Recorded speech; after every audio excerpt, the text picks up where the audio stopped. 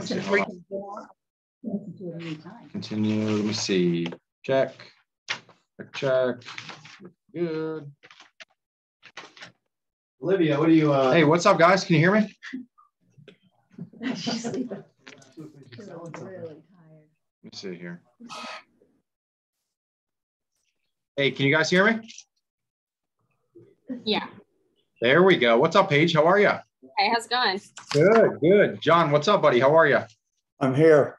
Thanks. You're here. I thought he was good. It's supposed to be in Yeah, when are you Italy. going? When are you going overseas, huh? Tomorrow morning. Oh man. Get rid of John. Did you hear Dee Dee? I did not hear the comment. Oh, you don't want to hear that comment. Well, then she better bring a bottle of champagne the next time she comes around. I have one in the fridge. You're welcome to it. You keep telling me that. I know, and you keep believing me. Oh, I heard that. So we got Dee Dee here. We got Josh. We got John Hamilton from Brooks Moving and Hauling. You guys all know him besides Paige. Paige, he's one of our good friends. He's an agent with us, him and his wife, as well as he owns a local moving company here. So if you, your buyers, anybody ever needs the best moving company, just give us a shout. We'll get you guys linked up. But yeah, we got Seth in the office as well. But we're gonna probably let Olivia. Let me see if I can get you some screen share action here. Yes. Sorry, guys, got to go. Enjoy the holidays. Olivia. Okay, Greg. Yes, ma'am. All right, we're in business. Sorry. Good. I got you. How are you? I'm good. I'm on Sean's computer because my personal headset has been not been cooperating. Gotcha. I love it. You look like you're about to ask me if I need an extended warranty on my car. You know, my headset's so fancy. This is actually Sean's headset. I feel really like I feel like I should be driving a plane. Yeah. No, you look good. You look good. I'm messing with you. Cool. Can you share? You're gonna need to do some screen share, right? Yeah, I can share a screen. Okay. Gotcha. I'm just trying to get my Sean's computer is running. No, you're good. No rush. No rush. Super slow. All good. People are still filing in, so you're good. Okay. Here. I was able. Oh. Let's see if this will work. Share. Okay. Can you guys see? Should be on Adobe. It says Olivia has started. There we go. Yep. Perfect. Okay. I'm just going to pull up a couple items. And these are actually specific to stuff within your office that have come up in the last couple weeks. So I think this will just be just a good reminder. Perfect. And also very relevant topics. So, Paige, have you been introduced to Olivia and Sean yet? No, I don't think so. Okay, so no. Olivia and Sean own Producer's Title here in West Palm. They're our title company that we work with. Amazing people. So she's just going to go over some pertinent information that she's been seeing throughout the office and deals as a whole. Yeah, and actually, Paige, these are I know I asked Reggie for permission on this. I think I also did with Josh, but if not, I'll apologize to Josh later, but I don't think he'll care. He said he's very upset right now. He probably is. So Paige, one of the issues, and I'm sorry, my screen is taking a minute to toggle between tabs, but the special assessments in the contract, it's kind of a common misconception when they see it within the actual contract, which whenever my computer decides to cooperate, you'll see a copy of that provision in the contract. Finally, okay. So, and I've actually highlighted this. So this is within the 12-page as-is contract, but there's a big misconception that special assessments includes HOA special assessments. And that is, and I've highlighted specifically where that's not the case, because in the language in the contract, it defines these are special assessments imposed by a public body. And then if you read the highlighted part, it specifically states public body does not include condominium or homeowners association.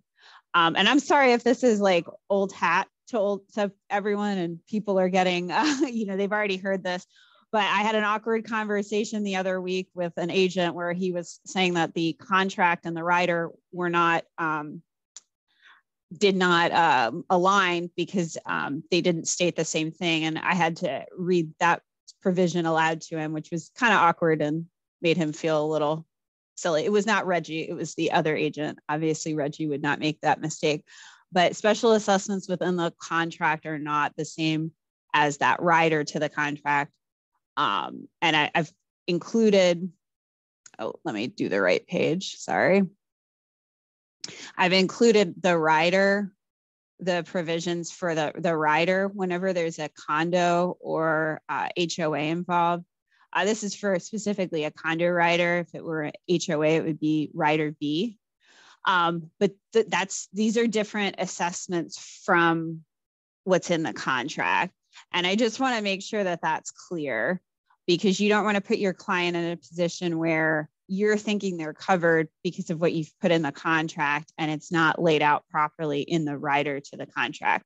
Because some of these assessments, especially with HOA and condos, can get hefty the higher the purchase price goes. And that's where you've got a lot of obligation to your client. And the issue, and this is actually part of Reggie's rider, the agent on the other side has said, well, the seller is only paying the seller here, according to the rider, is paying installments due after the closing date. So what had already been assessed by the HOA, which was like a $10,000 special assessment, it was the seller's responsibility to pay that in full, which was a good thing for Reggie's client because he was representing the buyer. But what was happening was that the other agent was trying to combat that and say that, no, that's not what this says, because it's special assessments that seller shall pay special assessments due prior to closing and buyer shall pay installments due after closing. But those weren't specific to the HOA. I hope I'm making any sense. Yes, you are. Okay. But this saved about 10 grand for Reggie's buyer when he was going to purchase. And obviously the seller's agent didn't look so hot, because now he's probably telling him one thing and now has to go back to his client with the fact that, hey, you owe another 10 grand that are coming out of your closing proceeds. So this is just, I just want to make sure we're all clear, like special assessments in the contract do not pertain to the HOA. You either need a condo rider or an HOA rider to address those. And while we're on that topic, Paige, I don't know how much you deal with HOA or condos, but just making sure that the first part of page 2, you definitely going to make sure to identify if there's any litigation against the association, especially if you're representing the seller. The reason for this, and I've highlighted here, if there is a special assessment that's levied as of the time that your client signs the contract and it's not been disclosed under C1, the seller is responsible for paying that in full, regardless of what's checked off here in the paragraph above that. Okay. So go ahead. I'm sorry. I was saying that. Yeah. Okay. I've had that happen too. We see a lot of, we see probably about 30 to 40 contracts on average a month. So we do, and I think that's kind of a benefit too of Amber Pickett's team, because they also see a high volume of contracts where they can see where these pitfalls come in from. So, and I've had a file that it was an uncomfortable conversation, but yeah, the seller was in full responsible because it hadn't been disclosed on the rider. Yeah, go ahead. Didi's got a question, Olivia. Hi, Olivia. Okay. Hi there. Hey there. Is this is the as is it stated like this verbiage on the farmer? So this is the as is, this is the rider. So anytime you have a condo rider or HOA rider, this is the rider you're going to be using. Okay. Thanks. So it's the contract itself does not go into, and that's kind of where I wanted to get with the special assessments. The contract itself does not go into HOA or condos. That you got to have your own riders for that. Yeah. Okay, thanks. Yep. So can I ask you just one more question? Yeah, no, I love questions. I'm sure you I do, do. but you're being very nice. So I'm wondering if there are assessments with the HOA and neither side knows it, does the title company actually pick this up? And it would protect you if you checked any, I mean, it would stop at the title company, right? I mean, they would make sure the assessments were paid before clearing the title. Right. So we would find this out in the estoppel, but the goal is to get this disclosed prior to drafting the contract. You know, as the agent, you're going to want to make sure that, especially if you're representing the seller, that you know about any special assessments. I would recommend contacting the association directly and getting something in writing so that you have backup, you know, down the road. Let's say the association tells you on the phone, but, you know, Sally Ann or whoever's answering wasn't paying attention to what you're asking. And now you've drafted this contract, you've relied on her information, and you have nothing in writing to back it up. And now the seller, because you haven't disclosed litigation in this part here, now the seller is on the hook for that full special assessment because it did exist as of the time the contract was entered into. And these assessments can get hefty. I mean, especially you start dealing with the 1 million plus listings, which it's not uncommon. You're looking sometimes, especially if it's on the water, $30,000, $50,000 assessments. And that's not a fun conversation to have. Especially if you don't have any contingencies left. Yeah, well, this one's mainly for the seller. Because if, let's say, in this case, if we'll just kind of backtrack a little, if the buyer box were checked off here, but no litigation had been disclosed, or excuse me, no special assessment had been disclosed, and there is a special assessment against the property, that's the seller's responsibility, regardless of what box is checked here. Yeah. Okay. Yeah, that makes sense. Yeah. So that's where this is really more the seller. It has nothing to do with contingencies because the seller is moving forward either way with the contract. This is where you're getting into now. The seller is totally on the hook and has to pay those assessments in full. And good luck going back to the buyer and being like, "Hey, JK, can you just pay these assessments, even if it doesn't say this in the contract?" And if you have questions, please, when dealing with these associations, before sending out the contract for signature or before having your client sign it, please give us a call. I know sometimes it's like a rush, but we'll do our best to review things as quickly as possible because you don't want these issues, you know, a $50,000 problem that could have been avoided with a 5-minute phone call, or even just telling your client, "Hey, let me get back to you tomorrow morning because I want to give you the right answer." You have a question, Dee? I forgot. Yes, I had one question. Yeah. I hope it's not a dumb question, but not a dumb question. I was just wondering how does the seller find out the actual amount? Would you, if you're taking a listing, would you explain to the seller that this could happen, so they would need to call the HOA and find out first? Yeah, I would 100%. I would very much go over this paragraph with them. Okay. And the seller should be getting notices from the HOA, but you got to look at what seller you're dealing with. Are you dealing with somebody who's in a foreign country who doesn't maybe get the notices? Yeah. Are you dealing with, a ditz? I mean, who's not paying attention to her mail? And it's like, the HOA never contacts me. And that's true where I'd even more so say, if you're to the seller, if you're not 100% sure, we should get something from your association. Yeah. So I think just a little advice to everyone that goes on a listing is, to ask the seller if they could please find that out, because it's going to affect their, their profit at closing. Yeah. And even if you as the agent are like, hey, I'll even contact the association just to double check, they're going to appreciate that. Absolutely. I would. I did try that once and they said it's not your business, have the seller call because we can't give our financials.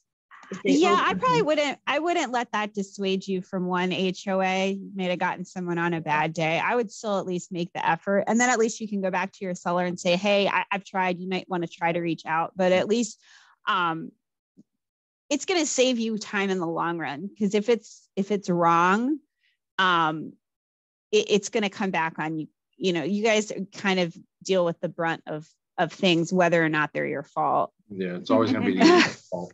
So I would probably say that 5-minute call with the HOA to save 5 hours of time with an angry client is probably a wise investment.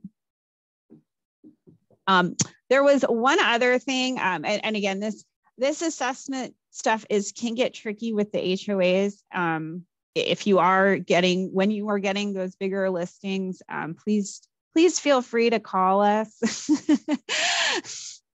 because you do want to be careful for your client. I am going to just flip to one other thing, which recently came up in a contract that we did with Josh.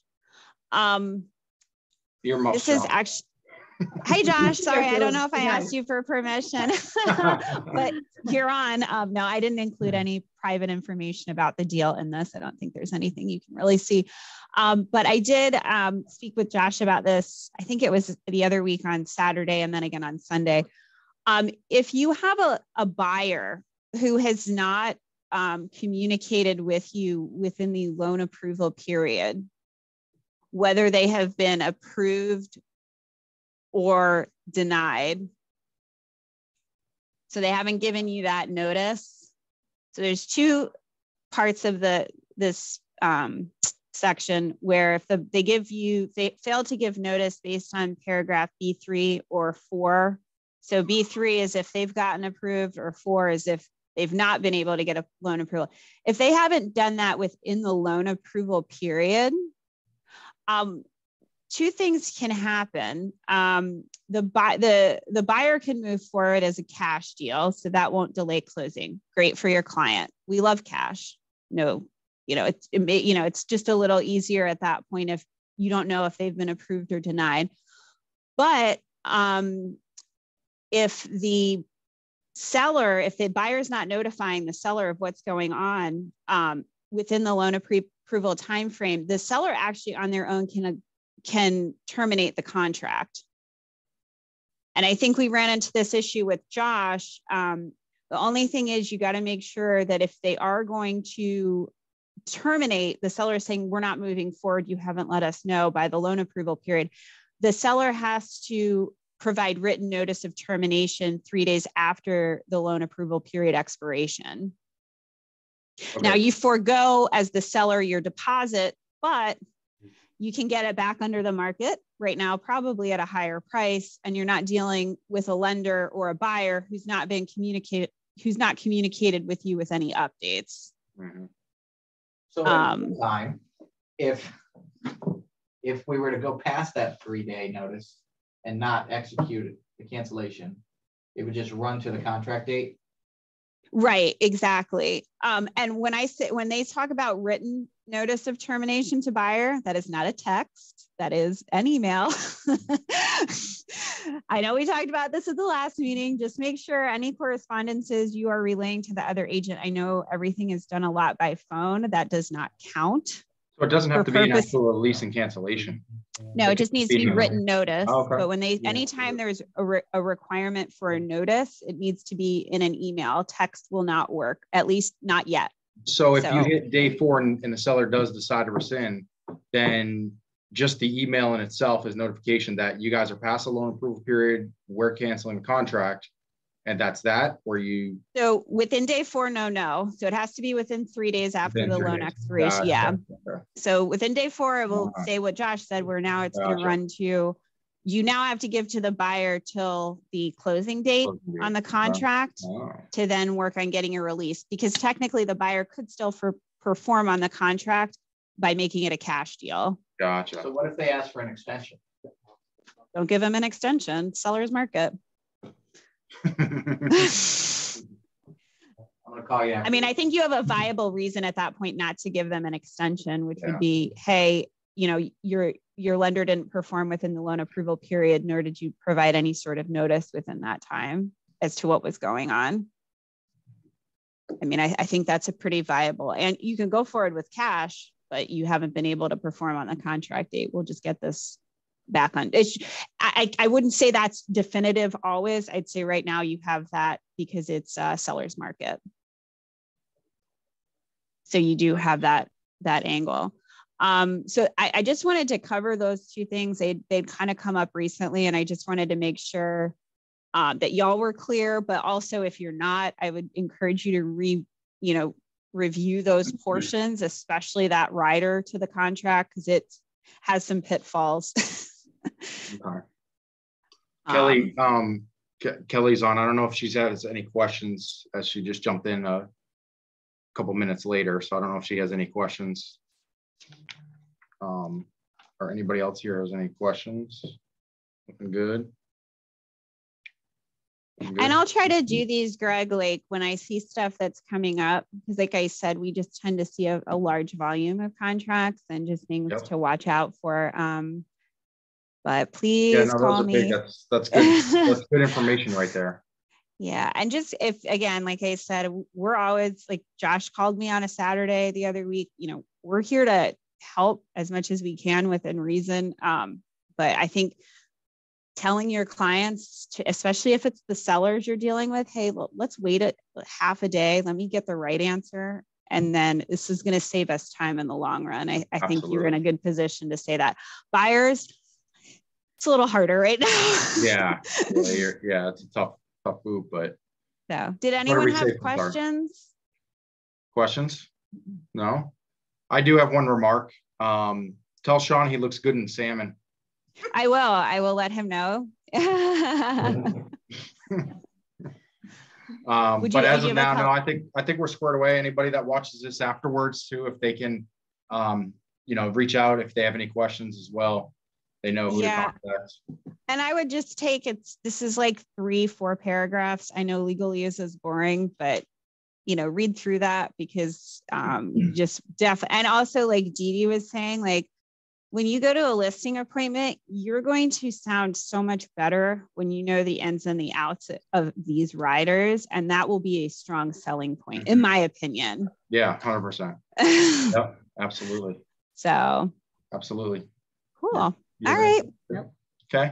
All right. Well, thank you. Of course. And we'll do another one soon. Sure. Absolutely. We appreciate your time.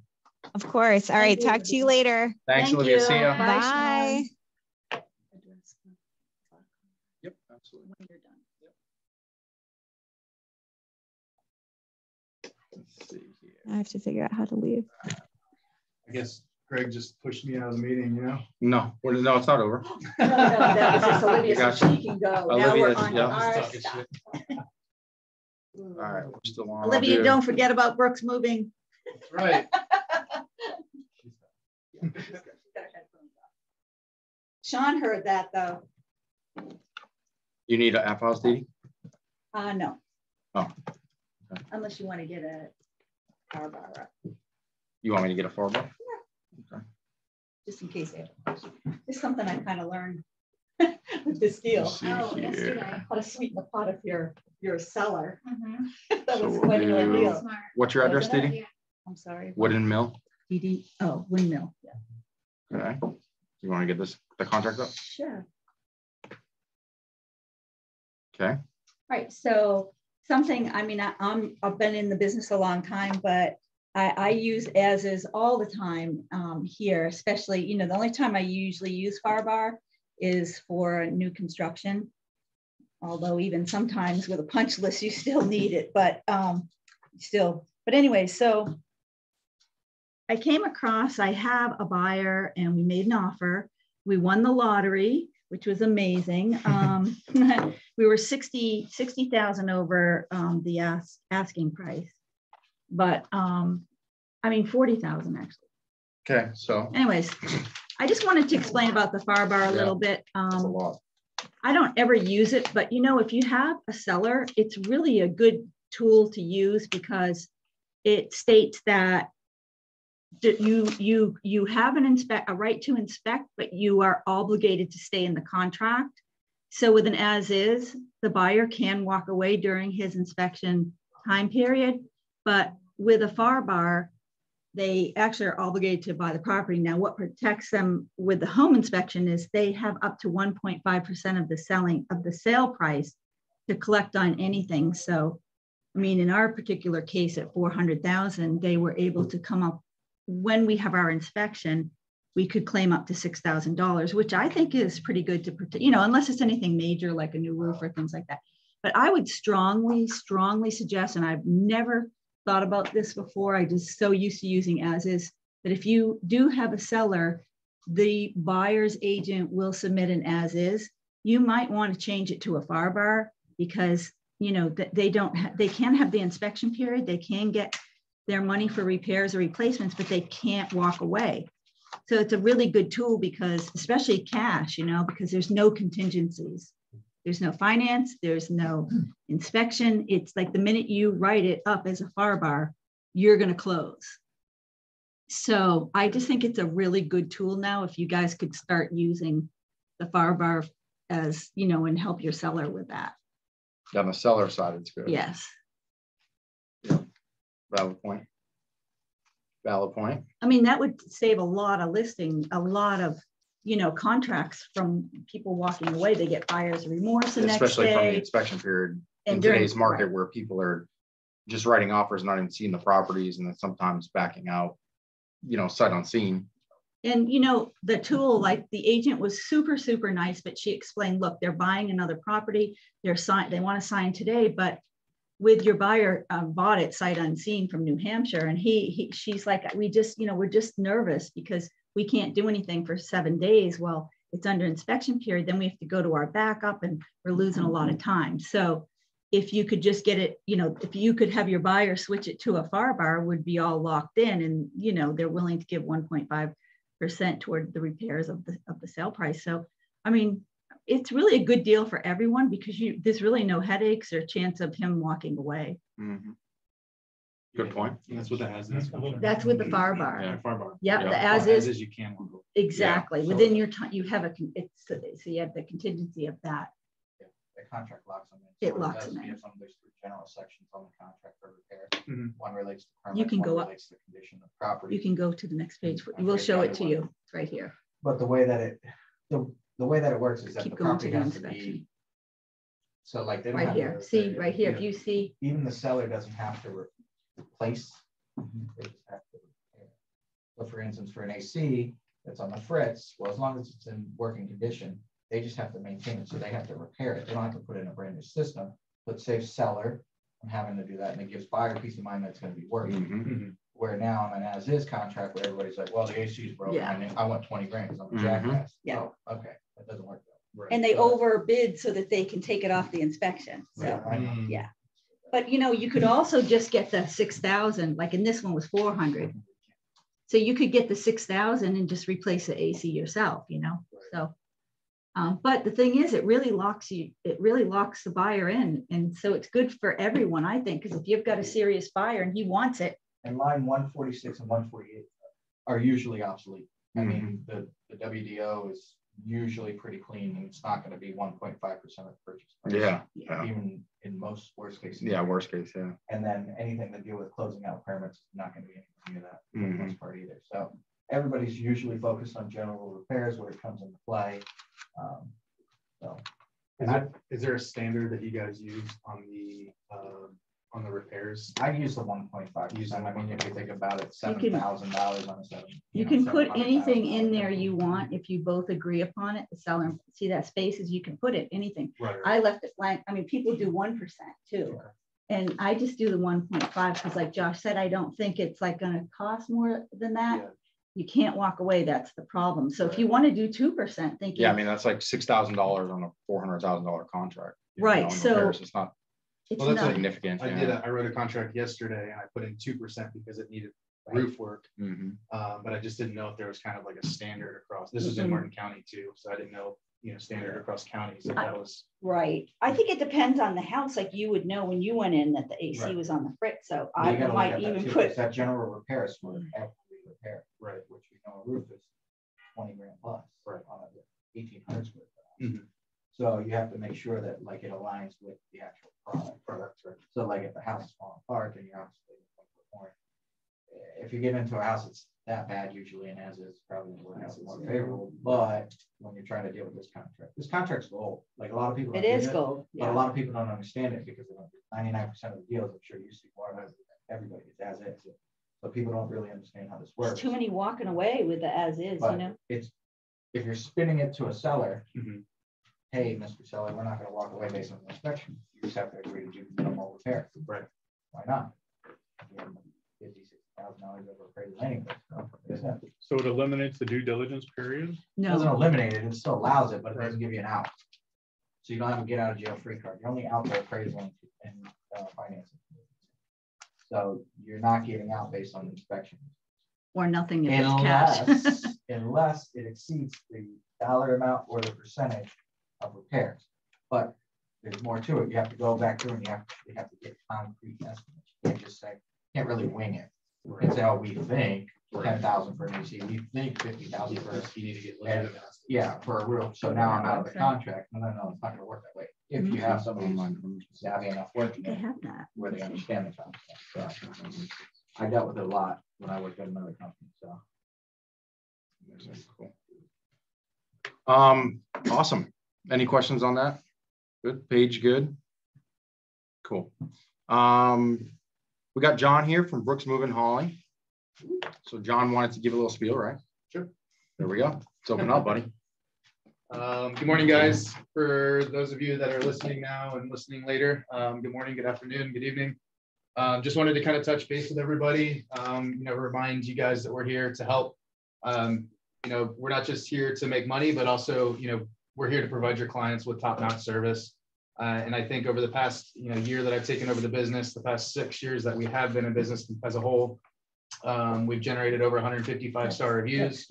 And very minimal complaints out of those Uber reviews. So I kind of pride ourselves in bringing some integrity back to the moving business, and it's a difficult service that a lot of your buyers and sellers are looking for, and it's hard to find who's going to be trustworthy and reliable. And us having all of our employees in-house, they're all trained by us, and basically have to pass our service standards and customer service standards in order to even get on the truck. So, for that, I'm going to leave some brochures in the office for $50 off, moves $500 or more. Just kind of a little reminder of a lot of the services that we do, big or small. We're packing and unpacking residential. We've been doing a lot of commercial moves lately. We actually did one last night, overnight, for Chuck E. Cheese. Yay. The guys got free pizza and drinks. Right? Every little bit helps. Yeah. So another thing we've been doing a lot of lately is very large safe moves. We moved a 2,000 pounds, it was like a 6.5 foot tall safe the other day into a $3 million house.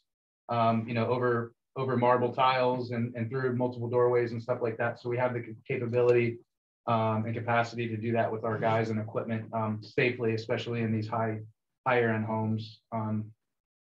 Loading and unloading pods. We also offer the labor for that. Minimal junk removal and debris removal. If guys are, if they buy a house as is, something like that, and then people are leaving stuff in the house, we're happy to come out and remove any junk or appliances, stuff like that.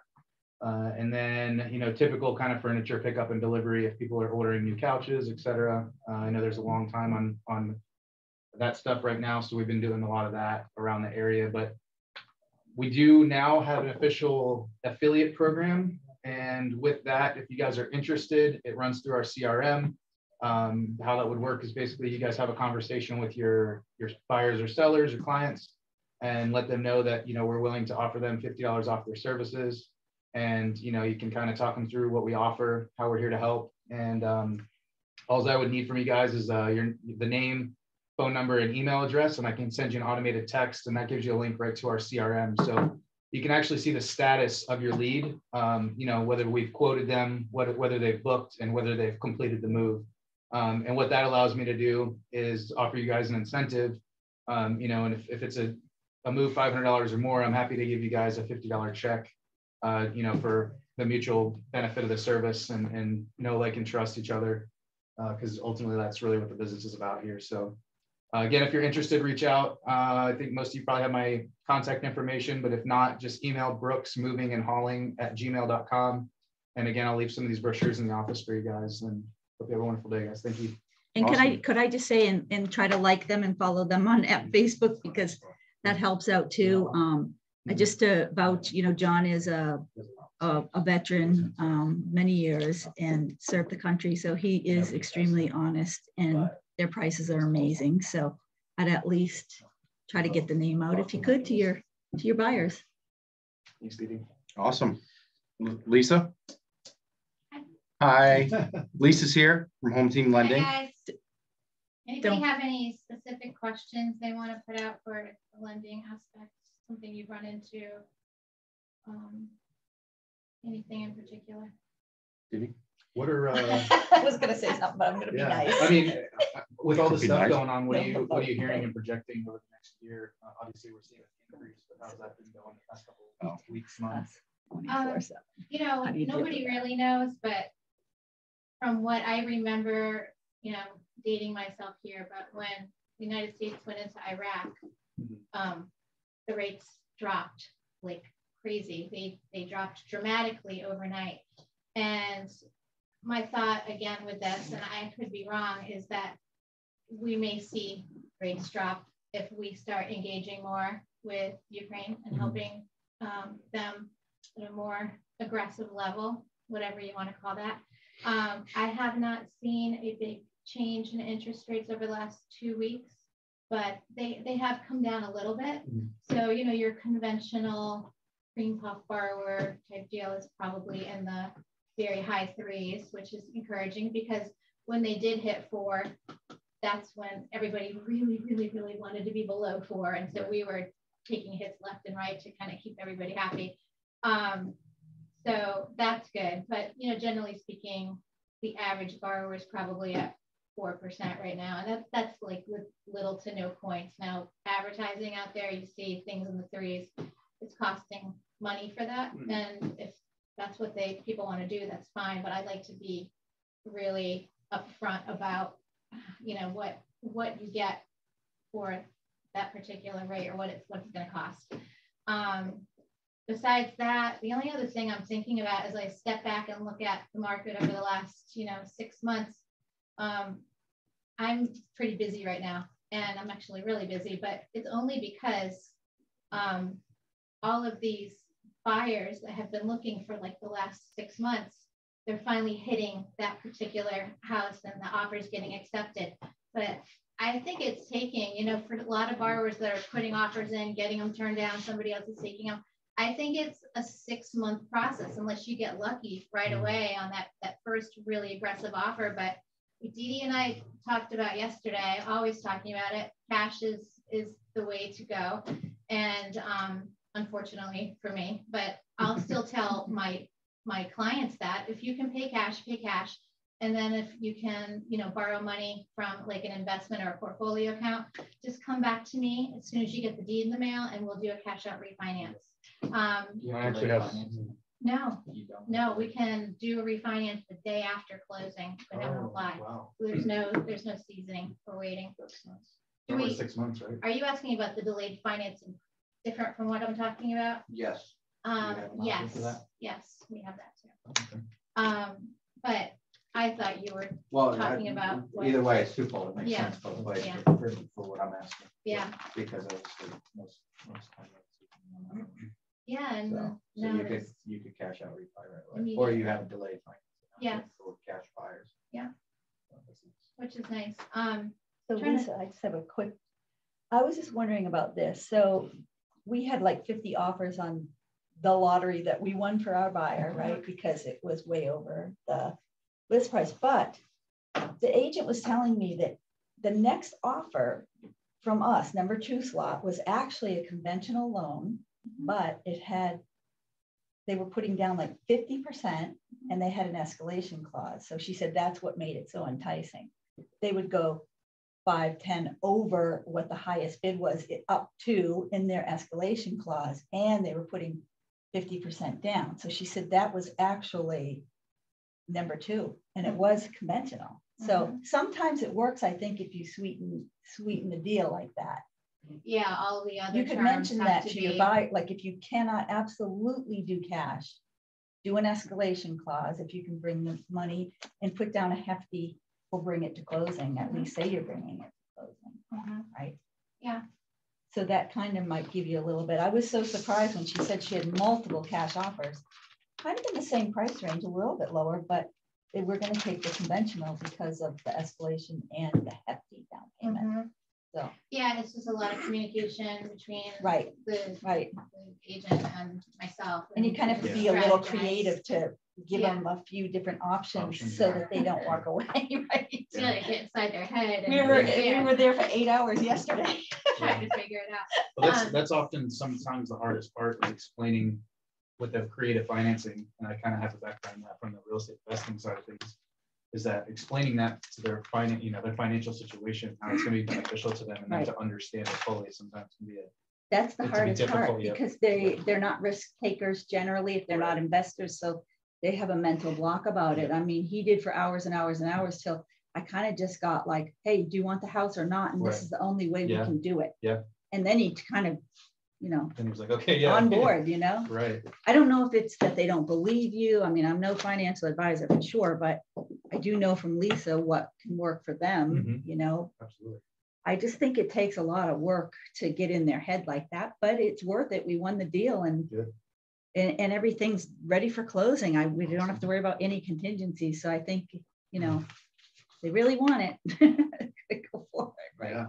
And one other thing I was going to say, just so you guys understand the timeline, is that so we've got these people, and this is just a style and a way of doing things to expedite things and be more efficient so we can get to the closing table as quickly as possible. So we, like with these people that are taking, it's taking forever for them to find a house. So we collect all their documentation up front and we get a file started for them. And then if they're still looking, still getting offers turned down, we just update their pay stubs and bank statements. So then when Dee Dee's offer finally comes in, we just order the appraisal, like boom, right out of the gate. We get their docs signed on that subject property, and they're going to underwriting immediately. So we're able to turn them around super fast, all this waiting, and then all of a sudden it's off to the races. So I wanted to let you guys know that they're, other than the appraisal, they're ready to go. I mean, we're even shopping for insurance. Like part of our process in the very beginning now is getting them lined up with an insurance company or whoever they're working with. So there's no lull going on at all. Like it's boom, boom, boom. And even trying to lock them in up front with their interest rates. So there's no, hemming and hawing about that. So it's just, it's pretty clean. I mean, I'm proud of it. So the last thing I was going to say, I've got another transaction in this office going right now. And I love this so much, this product piece that we have, where you've got somebody who's buying a house and they have a house that they have to sell, and we find people in that position like, where am I going to go? And and so that's what stops them. But on this particular deal, they have a mortgage on the house that they're selling, and they bought another house, so they don't qualify for 2 places at once. But if you really dig deep in like Fannie and Freddie's guidelines, it says if you have a buyer for the house that you're selling, it doesn't even have to be a cash buyer. Luckily, this one is. But they're not closing on that one before they close on the subject. So they're still at a 63 debt ratio. And so that's kind of scary. But in Fannie's guidelines, it says that if you have a very clean pre-approval letter with nothing needed but say insurance or a survey or something like that, you can close, and you're not closing until like 2 weeks after or whatever, you can close that deal. You just have to show that there's no turning back. They've hit all of their requirements. They're going to close on that loan outside of war, locusts, or whatever, and it's going to happen on on this particular one, it was a cash transaction, which I was praying for, but I thought, yeah, I think it's probably going to go under contract quickly, but yeah, it's a cash deal. Not closing for 2 weeks after the subject. They have a 63.5 debt ratio, and we're getting the deal done. But a lot of lenders don't know about that, and I just keep that one in the back of my mind all the time because that can save a deal. So I want you to remember that too. So don't say no, or I don't think we can do it, or I don't know right out of the gate. Just let's talk about it. Yeah, it's communication is key. I mean, because it goes from not having a contractor sale to having one, and it makes a huge difference if you just work really hard and just don't give up. Right. Just keep going until you can't go anymore, because there's always options, you know, always. And they also change their mind sometimes too. They'll say, hey, guess what? I do have an investment I can cash in, and they usually don't get penalized for 60 days if they take it out. There's no penalties or fees. They can put it back in. Yeah, the market might be up or down, but hey, you know, that's a little risk. But there's a little bit of risk with everything. But I would really encourage them to check with their financial advisor immediately, even while they're in the looking process, because God forbid they have this one portfolio that there's no, you know, 60-day allowance or something, you know, just keep doing due diligence. Can I just ask you a quick appraiser question? I know you might not know, but you may. Do appraisers calculate in pendings? Only if they have no choice. So they usually need 3 or 4 properties or 5. I wonder if there's only one sold in the past like 6 months. Well, what I'm seeing, which I hate, is that they are using whatever they can within that community, if it's a community or, you know, that part of town within a mile. And if there's a pending, they might use that, but they will go out or they will stay in and use 6 month or 9 month. Oh, that's not good. Now I am going to fight that every time I see so it. wrong. If it affects my appraisal, especially when every day the price increases here, you know. Well, yeah, I mean, like even closings back in December, there's a difference now, and so that I feel like they have to do something. I mean, an appraiser should actually call the agent for the pending, do a little work, and say, "Hey, how much do you close on that for? Can you let me know?" And then he could use it, maybe, you know. Yeah, I mean, I can kind of add on that too from personal experience with a VA loan. And if you guys run into this situation, it can be extremely helpful. Is we on our personal house, we were 100,000 under appraised, and so you know we sent it back to be reappraised to the actual appraiser, and the appraiser said no, I'm keeping it what it is. So for those of you that don't know, you can send your appraisal through the VA back to St. Pete and have it looked at headquarters there, and that's what we ended up doing. So we superseded the appraiser and ended up getting full ask for the house, which saved us 100 grand cash. That was a good day. I remember that. Yeah. So don't, you know, what Lisa's saying is don't take no as an answer just because, you know, one step above says no. You know, if you can supersede that and go to the next person and they're able to have that power, like always go above. John is right, because I had one where it was a VA, came in under on the selling price, but they don't release it to the borrower right away. They send it up to the VA's platform and get what's called a notice of value.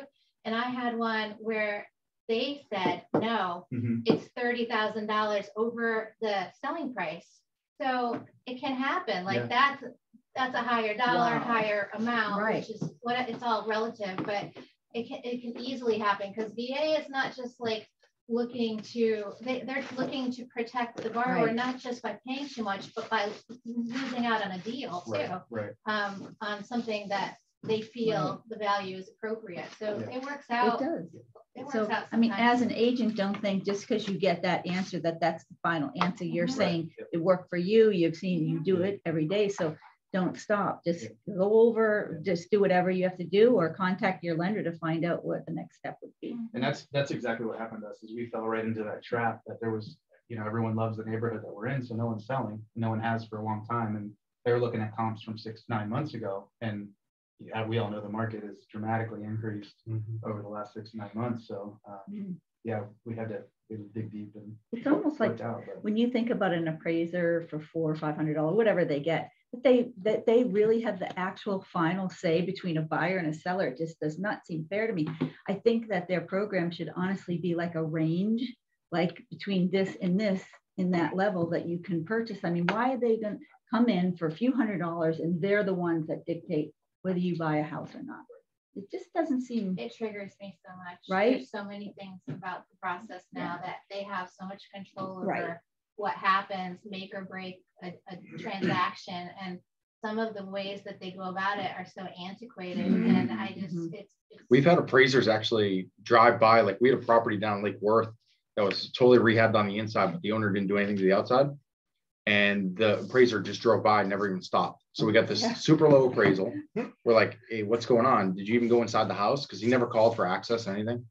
Oh, no, I don't need to go inside. I said, yeah, you actually do, because you have no idea what the inside, what if it's gutted or what if it's brand new? You have no idea. Like some of them are just, you really got to stay on top of the appraisal process, because so many people just have too much faith in the appraiser to go, oh yeah, he's going to dictate the price. And at the end of the day, it's one person sitting there basically doing comps, right? And adjustments. So, and now you've got the wide range, people coming from Miami, coming from not knowing the property. Like yours, she wasn't even from here, right? Yeah, she's North Mark County. Yeah, so she didn't really know the community the way that somebody should if they were a local appraiser. So you got to stay on top of the appraisal process. Yeah, definitely. And fight them too, like everybody said, because so many agents will just go, hey, this is what we came back for an appraisal.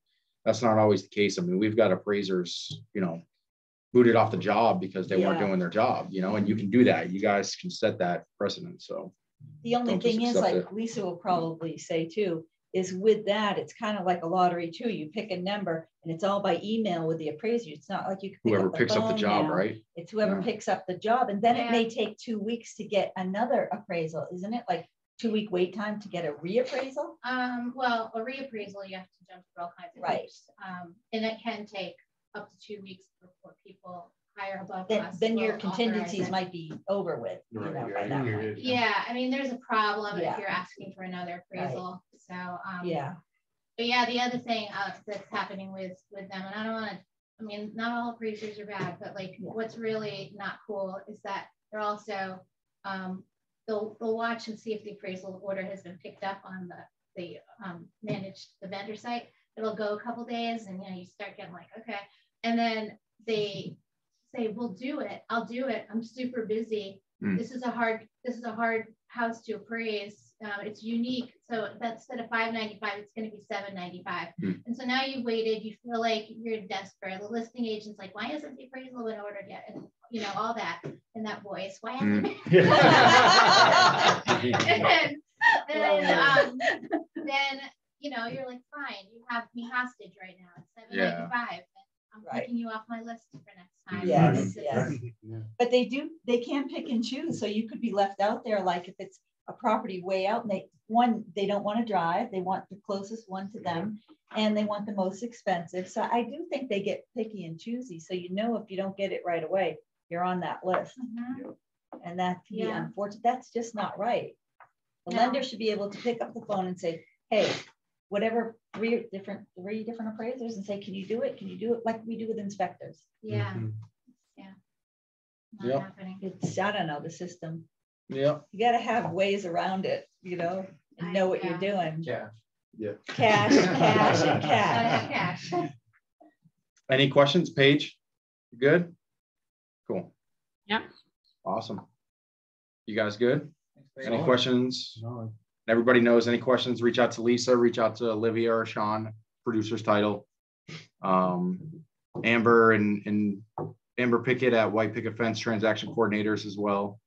So anything you guys need, like just kind of like Lisa said, staying on top of those deadlines and timeframes is huge for agents. So doing that, Josh and I were having a conversation about that this morning. Can't even remember doing deals without a transaction coordinator now. They're awesome. Paige, you can vouch for that, obviously, right? So any questions, just give us a shout. We're always here. Let us know how everything's going, and just keep up to date with those app files. And that's about all I got. Squared away. Good. Yep. All right. We'll see you guys later. Thanks for joining. Thanks. Bye, guys. See you, Paige. She was, yeah. She's Carla's. Is that Carla's buddy? Teammate now. Yeah. We're in Carla Islands. Yeah.